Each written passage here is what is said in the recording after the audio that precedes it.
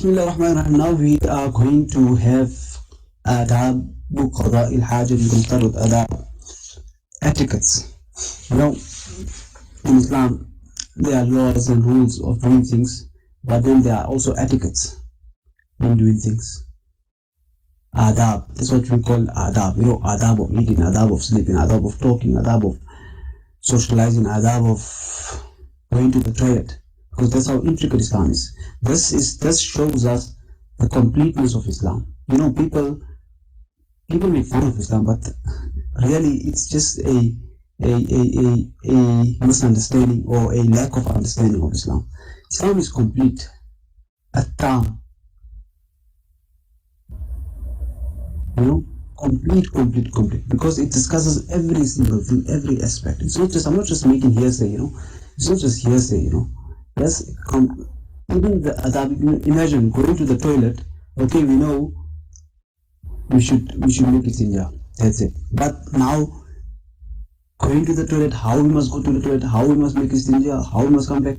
These things could be left on the mind of the man. But Allah subhanahu wa ta'ala gave us hidayat for that also. So this just shows the completeness of Iman, completeness of Islam. So if anyone is like lost, he just has to look at Islam, you know, and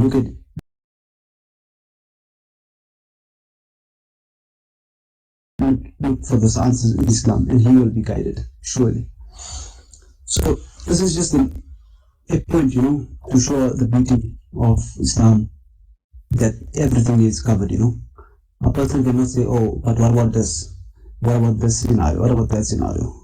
There are maxims and rules which can be applied, and that is the work of the jurists and the fuqaha and the muftis, and they're doing that work, where new scenarios come about which may be not prevalent in the time of Nabi Sallallahu Alaihi Wasallam and the Sahaba, but they apply those maxims and rules, and then they can extend the hukum of it, and therefore we can get what is permissible and impermissible. So now we come to the etiquettes of relieving oneself. قال رسول الله صلى الله عليه وسلم إنما أنا لكم بمنزلة الوالد أعلمكم فإذا أتى أحدكم الغائطة فلا يستقبل القبلة ولا يستدبرها ولا يستتب بيمينه وكان يأمر بثلاثة أحجار وينهى عن الروث والرمة. This hadith is basically a bedrock of how we should go to the toilet. And Nabi Sallallahu Alaihi Wasallam mentions that I am to you like a father, in the position of a father, so that I may teach you. A father teaches his son and his daughters, his awlad, his children. So Nabi Sallallahu Alaihi Wasallam is like our father. He taught us everything, every single thing. So if one of you comes to the toilet, right here means toilet, meaning when he is sitting and intending to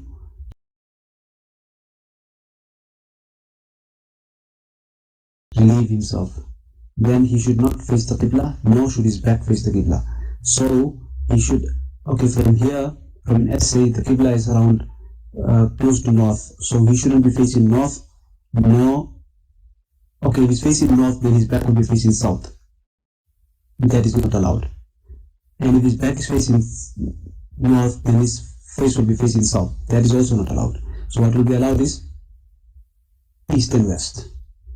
So for us here, east to west, we can make our bathrooms. In UK, I'm not too sure. It's probably in the west, the Qibla.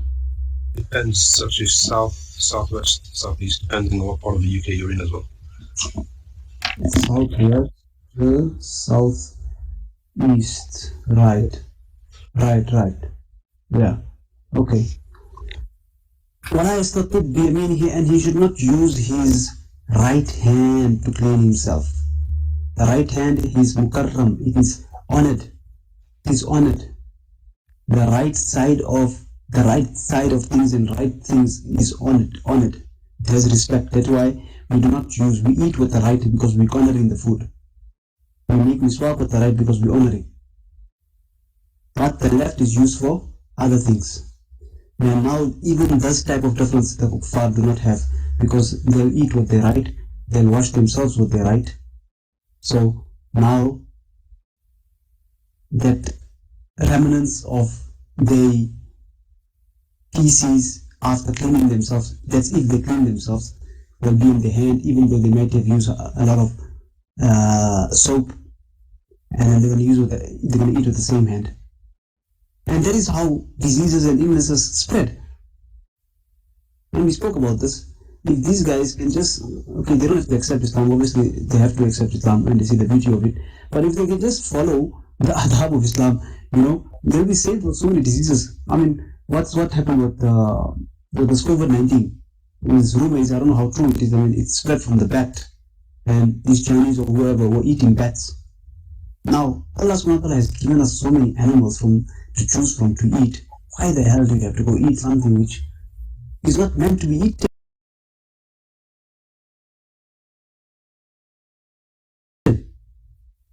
Am I right? But here, في قلوبهم مرض, and the eyes are blinded to the truth and to the hidayat. So we cannot help it. We should just make sure that Allah subhanahu wa ta'ala has granted us the hidayat. وكان يأمر بثلاثة أحجار, and he should command to use 3 stones. That time they never had tissue paper, or tissue paper was not prevalent, then they used to use stones. وينهى عن الروث والرمة, and he used to forbid from dung, the droppings of animals, and rimma, dry droppings. Obviously no one would use moist, and rimma, bones, because bones are sharp, so it might hurt you. This hadith has been narrated in Abu Dawud Sharif عن أبي هريرة رضي الله عنه. الذي يريد قضاء حاجة من البول أو الغائط ينبغي له أن يواظب على الآداب الآتية. Whoever wishes to relieve oneself from urine or feces, number 2, then he should consider this adab. Number 1, أن يتباعد عن أعين الناس حتى لا يروا أحد ولا يسمع صوت ما يخرج منه ولا تشم رائحته.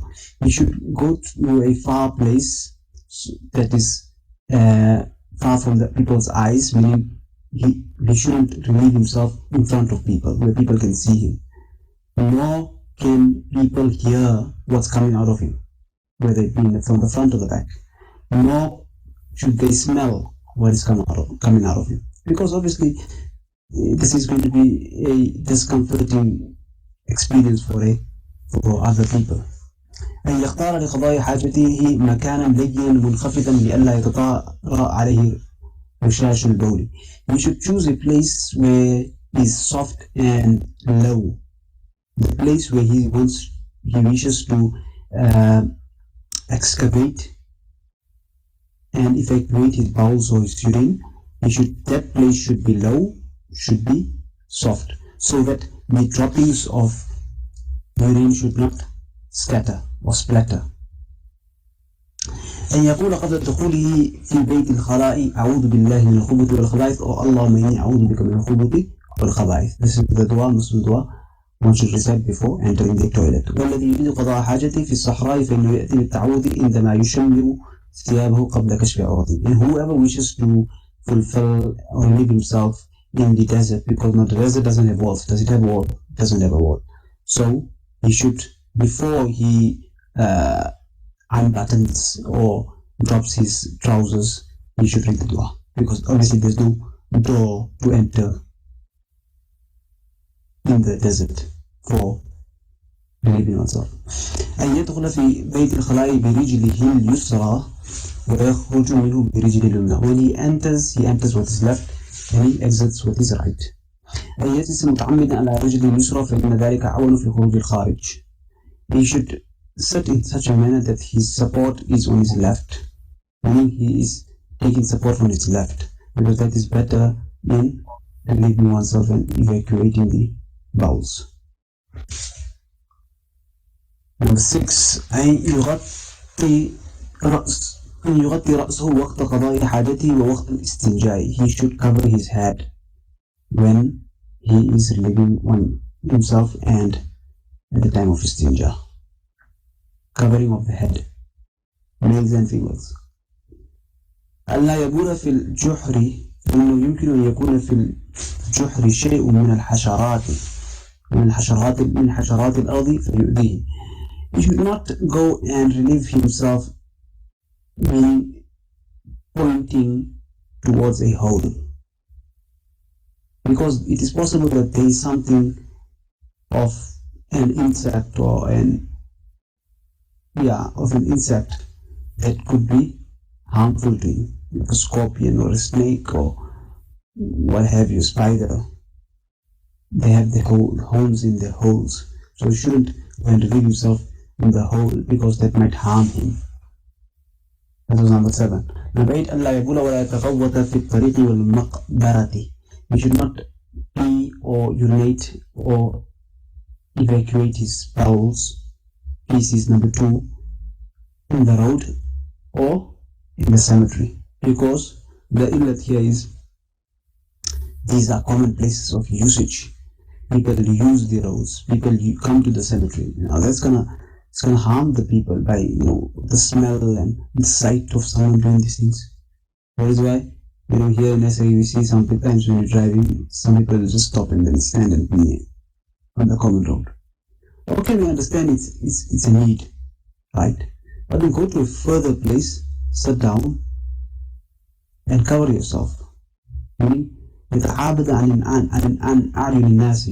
People should not be able to see you, because this is not like a comforting scene. Number 9, ألا يبول ولا يتغوط في الظل الذي يجلس فيه الناس. He should not urinate or do number 2 في الظل, in the place where there is shadow, الذي يجلس فيه الناس, where people sit. Where people do not sit, it's fine, but this should be known that people do not sit over here. Where people are sitting now, they don't go and leave yourself over there. ألا يبول ولا يتخوط في المكان الذي يجتمع فيه الناس ويتحدثون. Again, not to leave oneself in a place where people gather and chit-chat, socialize. Number 11, ألا يبول ولا يتخوط تحت شجرة مثمرة. You should not go and urinate or relieve oneself under a fruit-bearing tree.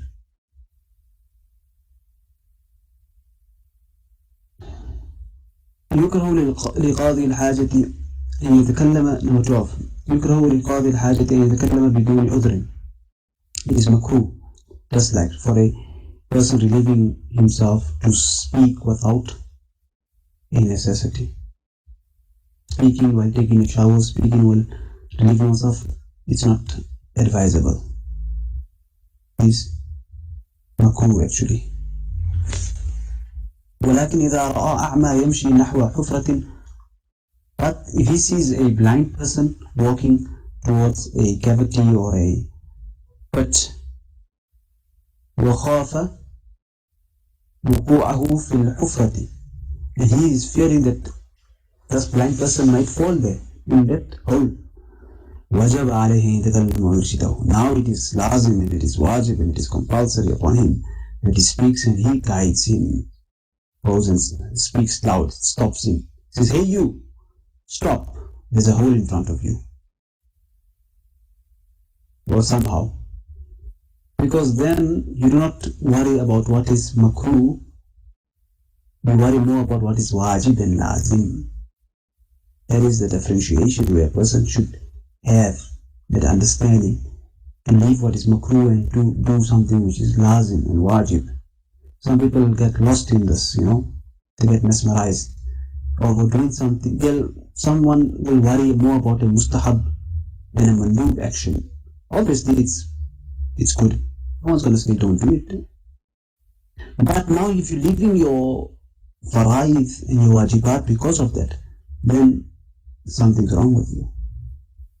For example, I'm just giving an example. A person reading tahajjud, all night reading tahajjud, mashallah, very good. Every time comes, Hazrat is sleeping. That's not what's advised. That's not what's required of man. In fact, there's a hadith that you shouldn't exert yourself so much that you cannot take care of your fara'id. A person does not come, another hadith, a person does not come closer to Allah subhanahu wa ta'ala more than what he comes in doing his fara'id. Fara'id is there, that's like breathing.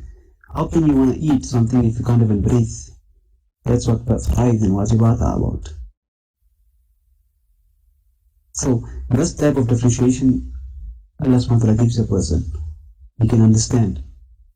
And therefore there will be even less arguments and fights if people can understand these differences and can explain it in a proper manner. And that's why muftis, the two muftis that are around, they understand these differences. And that's how they base their fatwas on also. You know? And people understand. Okay. Okay. Number 13. يكره أن يقرأ القرآن أو أن يأتي بذكر أثناء قضاء حاجته وأثناء الاستنجاء.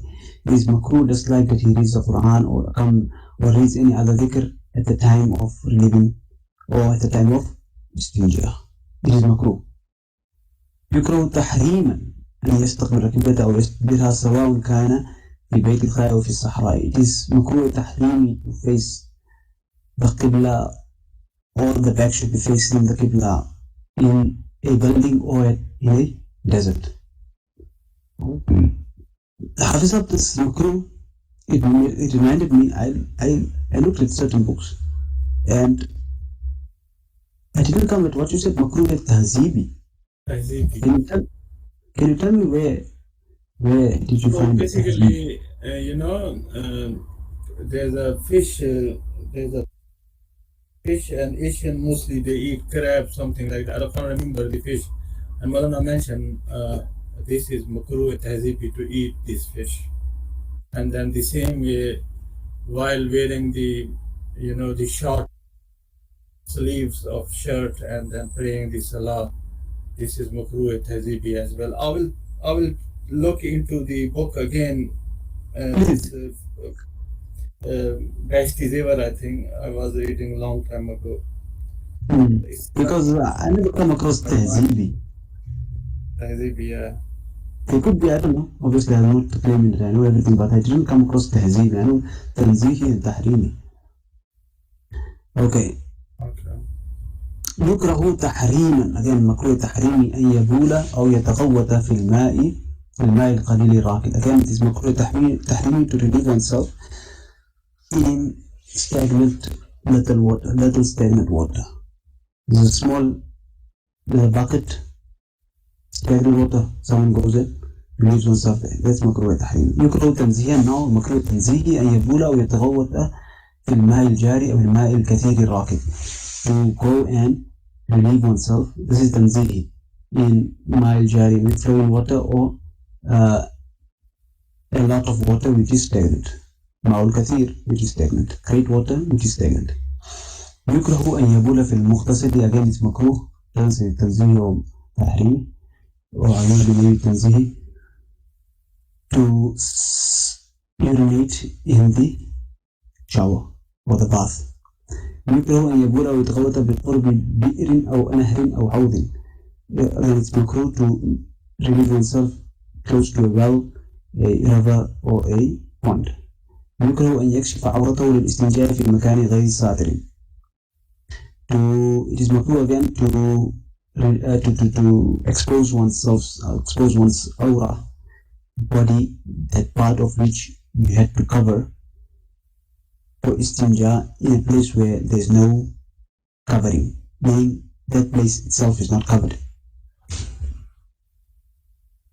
يكره أن يستنجى بيمينه بدون عذر. Again, to make istinja with the right without any excuse, it is makruh. Obviously, the right for whatever circumstances cannot be used, such as when it's cut off or it's not in use, then it will not be makruh. because that's an عذر. يكره أن يبول قائما بدون عذر لأن رشاش البول قد يتطاير على بدنه أو على ثيابه. Again, it is makruh to stand and pee without any excuse because the droppings of the urine might splatter on the body or the clothing. إذا فرغ من قضاء حاجته خرج برجله اليمنى. When he comes out, he should from the toilet, he should come with his right foot and say الحمد لله الذي أذهب عني الأذى وآفاني. These du'as also, mashallah, we can learn them, or we've learned them from Maktab. More important than learning them, just like that, is to read them. Okay, any questions? So these du'as outside the toilet or inside the toilet we can recite? Before entering, just before entering. If one forgets, then one can remember it or read it in his mind.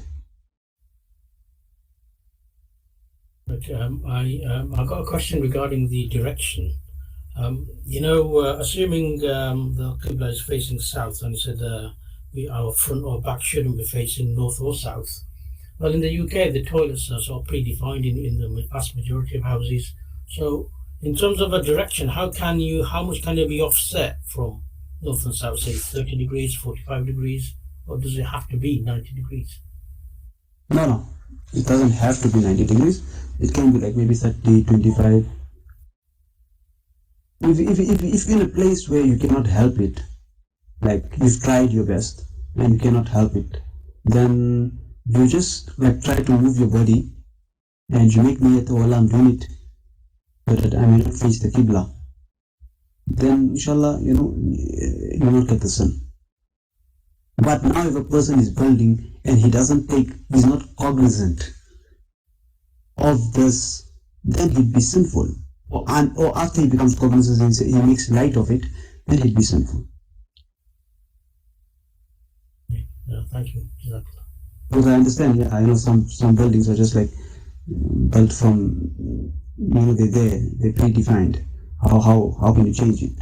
I understand it's a practical question.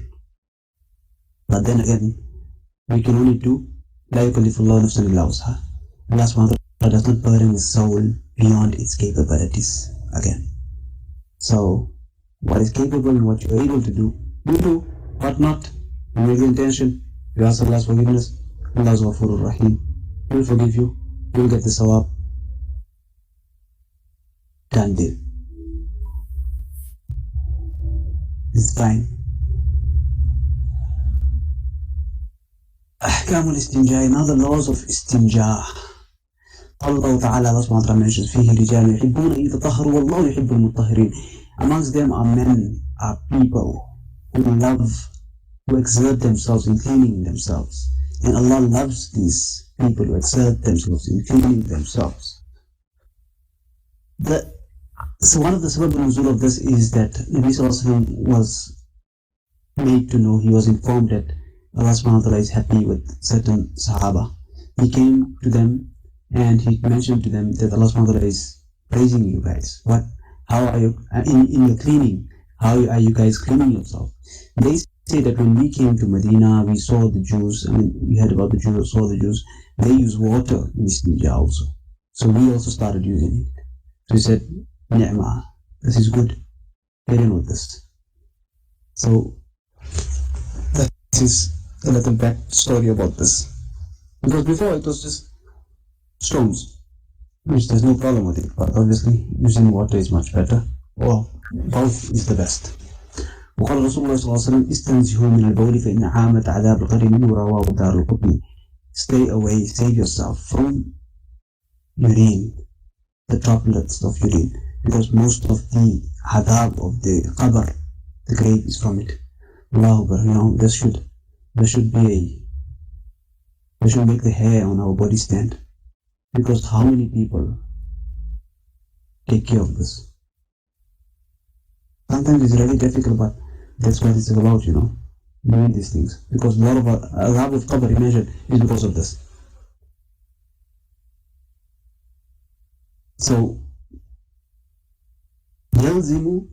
يلزم الاستبراء قبل الاستنجاء.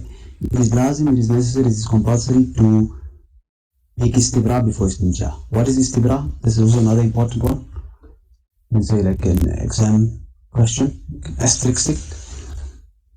What الاستبراء هو إخراج ما بقي في المحل من بول أو غائط حتى يغلب على ظني أنه لم يبقى في المحل شيء. It is, what is استبراء? It is to remove whatever is left at the points or at the area of the private parts, at the area of where the feces come out, whether it be urine or bowels. In both these areas, to make sure to remove every single thing until, for what time? Until he has an overpowering certainty that there is nothing left. Obviously, if there's something left which he doesn't know about, that's ma'fu, that's forgiven. But he made sure whatever's left, and he's sure 90% that he took out or removed most of what was in his bladder or the place of removing or the exit of the bowels. ومن اعتاد في ذلك الشيء فليفعله. And whoever knows of a certain way or is habitual of doing something which works for him in this certainty of removing the things, of removing the bowels and urine, then he should do it. And now he gives examples like standing up, sometimes standing up, or walking, or galloping. This is the examples he's given. I don't know who gallops, but usually he, maybe just while like sitting, just like galloping, jumping up and down, or تنحنح أو غير ذلك, or coughing, or something else. Whatever works for you. Raqdin, would it be easier to translate it as shaking or? Yeah, like raqdin means to shake. Galloping. In like a horse gallops, so a person can shake. You can use the isti'ara meaning, which is metaphorically. One word was used for the other. Yeah, shaking. But again, it's up to you. He said, وَمِنْ يَتَعَدَ بِذَلِكَ شَيْئًا. Whoever's habitual in doing something, not these things, obviously, whatever works. Sometimes coughing doesn't work for someone. Sometimes just, just like changing position or just shaking a little, twisting the hip. That might work. So whatever is there, that's istibra. So that's really important. أما الاستنجاء ففيه تفصيل. Now he's going to talk about استنجاء. آداب الاستنجاء. إذا تجاوزت النجاسة المخرج وكانت أكثر من قدر الدرهم افترض غسلها بالماء ولا تجوز معها الصلاة. If the najasat goes beyond the makhraj, meaning the exiting point of the urine or the bowels, and if it is more than the dirham, now the weight of the dirham is around maybe 3 grams, so if it's more than 3 grams, or in spread or in width, it's more than the palm, the cavity of the palm. Like when you have a palm and you have water on it, how much can you hold? Then it becomes further than lazim, compulsory to wash it with water, and you cannot make salah unless you do this. If you have it, then you cannot make salah. إذا تجاوزت النجاسة المخرج وكانت قدر الدرهم وجب إزالتها بالماء. Now if the najasat goes beyond the makhraj, I'll use the makhraj. You'll understand what's makhraj, right?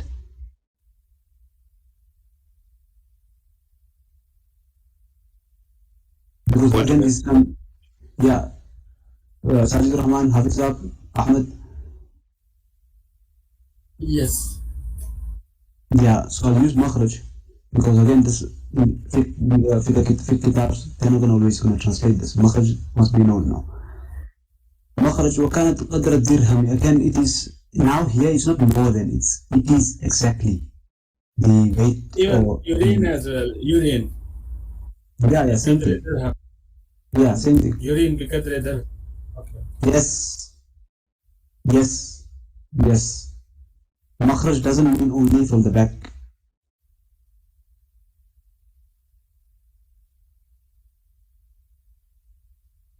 Is it fine?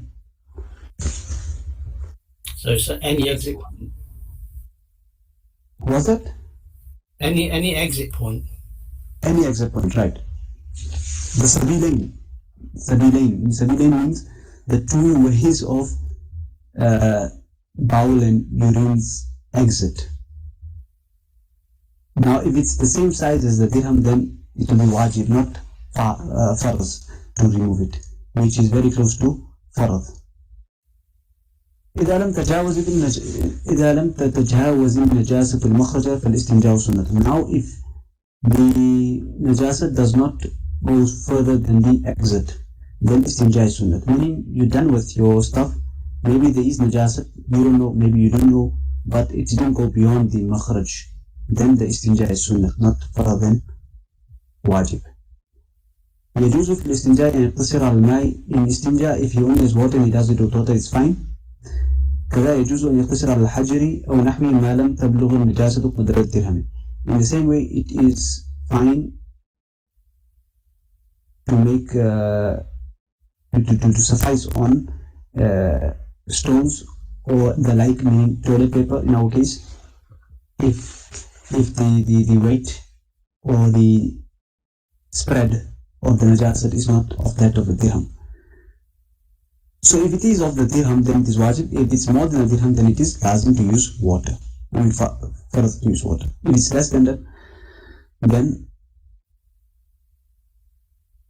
you can suffice on toilet paper. ولكن الغسل بالماء أحسن. But again, using water is the best. والأفضل أن يمسح بالحجر أو نحوه أولا ثم يغسل بالماء لأنه أبلغ في النظافة. Now, but the best is that he first wipes himself with stones or toilet paper in our case, then washes with water, because that is much more effective in cleaning oneself. يستحب أن يستنجي بثلاثة أحجار. It is mustahab to do it with three. All ones can say three what you call it, blocks of, in tissue paper you got the separations. Three sheets. Three blocks of tissue. Yeah, we could say maybe, 3-ply also, that could work. ويجوز الاقتصار على حجرين وعلى حجر واحد إذا حصلت النظافة به. But it's not obviously أفضل was 3. If you can get it with 1 and 2, then it's fine. إذا فرغ من المسح بالحجر غسل يده أولا ثم غسل المحل بالماء. Now, how to do najasa is first he wipes with the stone, then or the toilet paper, then he washes his hand, and then he makes istinja, then washes the place.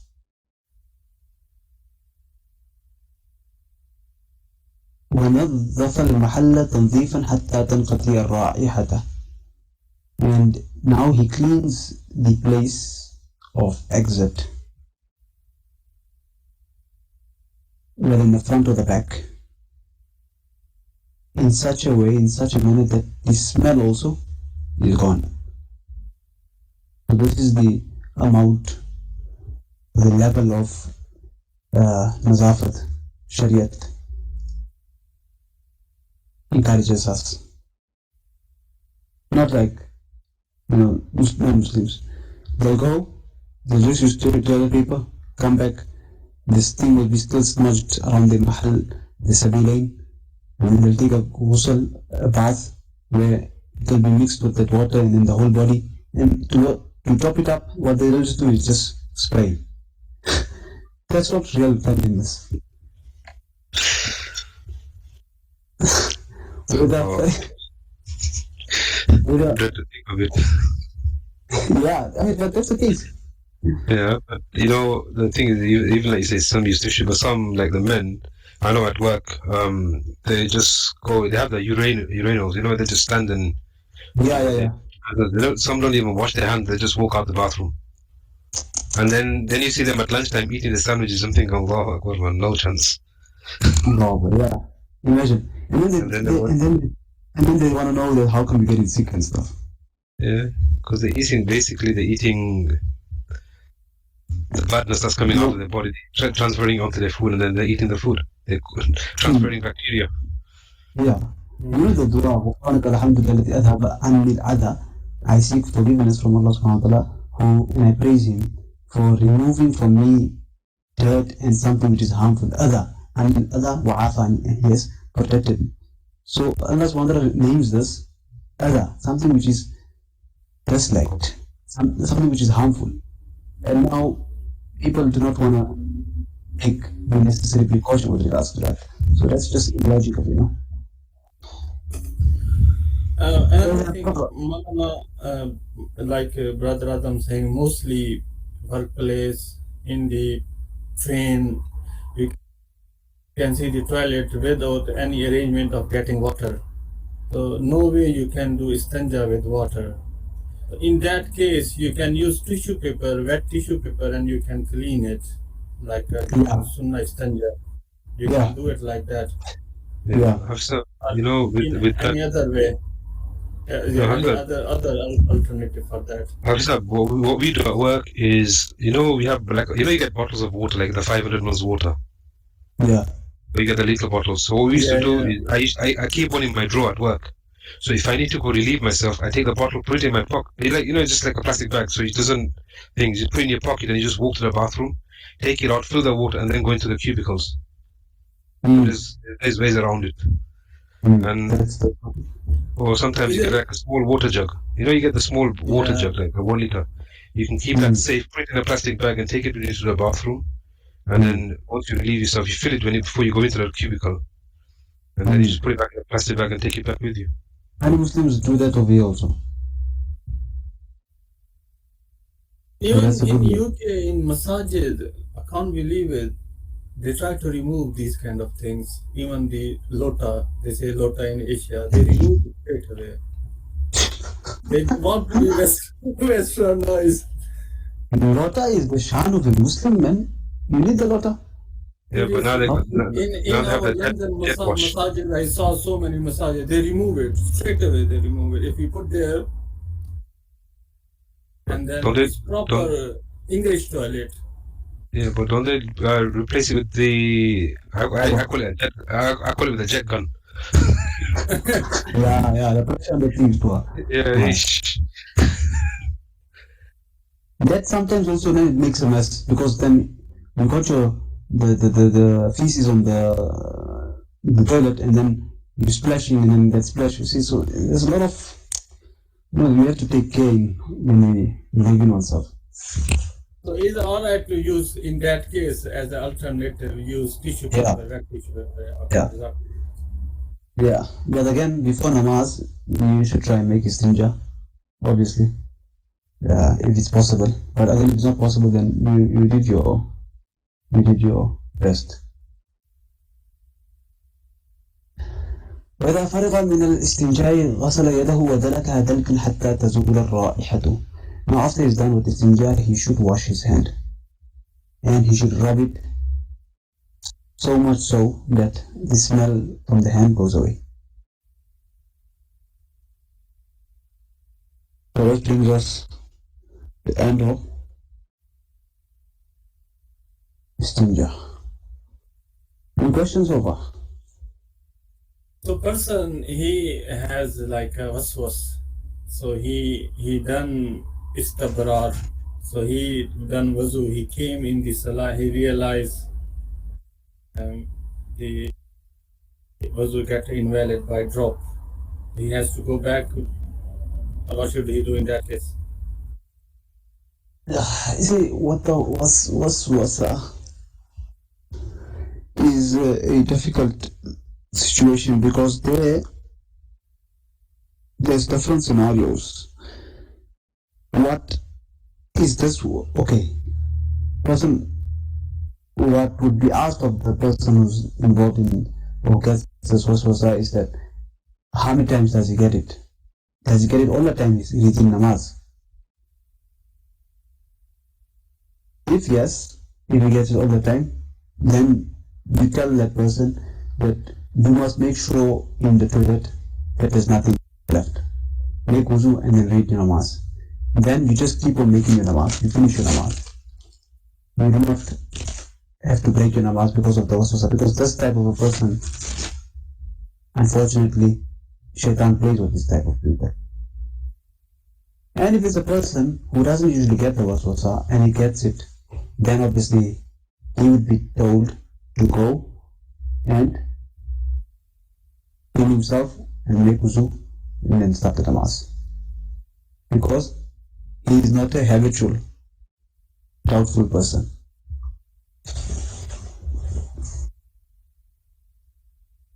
Does that answer your question?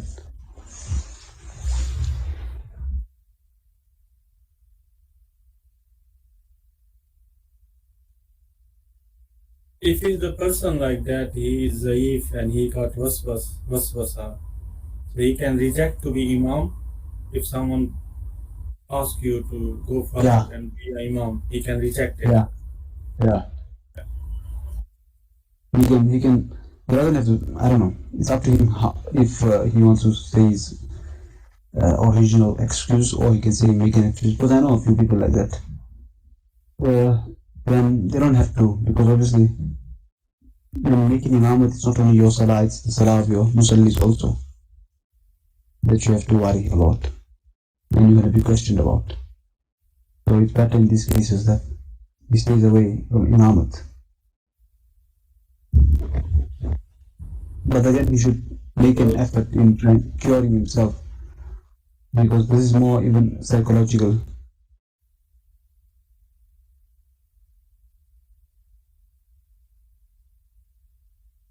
So mostly our imam was doing this fiqh lesson in the masjid, and then the Muslim brother said, we have this issue. Mostly men, they have this issue, drops after urine, and then it's taken. And then, like for example, Maghrib Salah, even one brother is an imam sometime, alternative imam, he said, I have this issue as well. I don't have any other way. People ask me to come and lead Salah as an imam. So I can't just turn their request off and then say to them, I can't do that. So my point is, everyone have this dropping issue, urine issue. Everyone have after. So there is a limit how much istabrar he can do. How much, and then if he is doing istabrar and then Maghrib Salah, he is going to, he won't be able to join the Jamaat. He came in the masjid for Salah to join in the Jamaat. But he is doing istabrar and then he finish until the Salah will be finished, Jamaat. So what in that case, he should be careful, or he should be uncarefully istabrar and then do and join the Salah to get the reward of Jamaat? Like I said, it will depend on the person, Like I said, it's not only just, sometimes it's not just physically, it's more mental, So if a person it's written in the books, I don't have it in front of me, but we've come across this. If a person is like habitual and it's always happening to him, then it's more mental and more psychological than physical.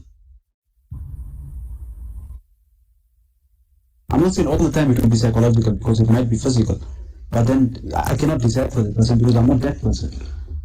A Mufti will just see what's zahir and what a person presents himself with.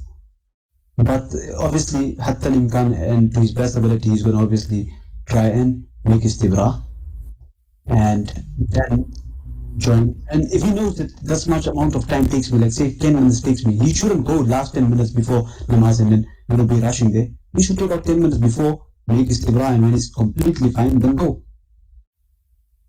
for salah. and get the Jamaat. But if it's definitely physical, then it becomes ma'zur. If he's dropping all the time, if it's dropping, I don't know what's that word, incontinence or something like that. Incontinence. Incontinence, yeah. If it's sure for that, then it becomes ma'zur. He makes wudu for the time of salah, even though it's dropping because it's ma'zur. He reads the salah, and then again his wudu is broken. And for the next salah, he does the same.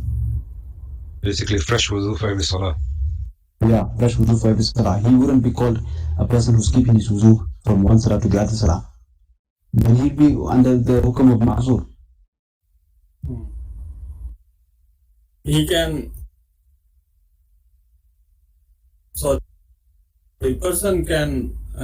I come across brothers. They choose not to go to toilet because after toilet then they have